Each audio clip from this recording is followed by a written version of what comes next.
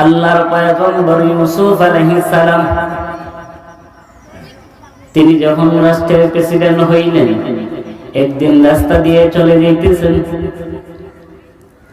দেখা যায় একজন বৃদ্ধা মহিলা গাছের গোড়ায় বসা আছে।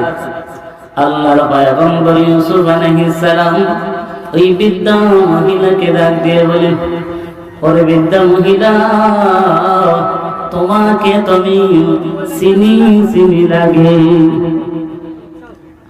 আমার কাছে তোমাকে পরিচিত মনে হচ্ছে।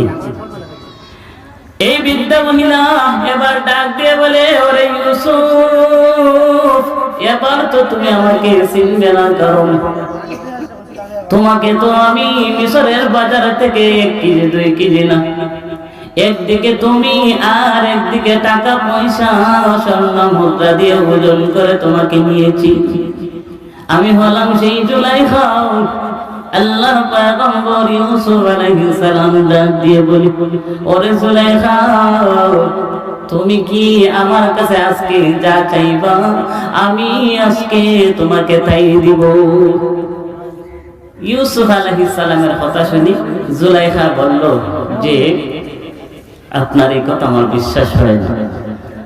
আপনাকে আমি ভালো করে চিনি, 7টা তালার উপরে উঠাইয়া 7টা দরজা বন্ধ করে তোমার কাছে আমার খাহেশা পূরণ করার ইচ্ছা ছিল, তোমার সাথে আমি পারি নাই, অতএব তোমাকে আমি ভালো করে চিনি। তখন আল্লাহর পয়গম্বর ইউসুফ আলাইহিস সালাম বললেন যে, আল্লাহর কসম, আজকে তুমি যা চাইবা আমি তোমাকে তাই দেব। বলেন না সুবহানাল্লাহ।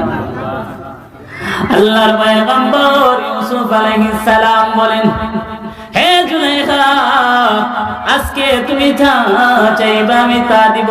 জুলাইখা বলে, না না, তোমাকে আমার বিশ্বাস হয় না। কেন বিশ্বাস হয় না? আমি তোমাকে 7টা তালার উপরে উঠাইয়া তোমার সাথে যখন খারাপ কাজ করার ইচ্ছা ছিল, তোমাকে যেন আমি কাবু করতে পারি নাই, তখন থেকে আমি চিনেছি। তখন আল্লাহর পয়গম্বর ইউসুফ আলাইহিস সালাম বলেন, আমাকে তুমি চিনো না, আমি কার গোলাকে দুনিয়াতে একটু বেটাগিরি করেন, যদি কেউ নেতা হয়ে যায় বা একটু গোষ্ঠী বড় হয়, 2-1টা পয়সার মালিক হয়ে যায়, বেটাগিরি করে কি করেন না?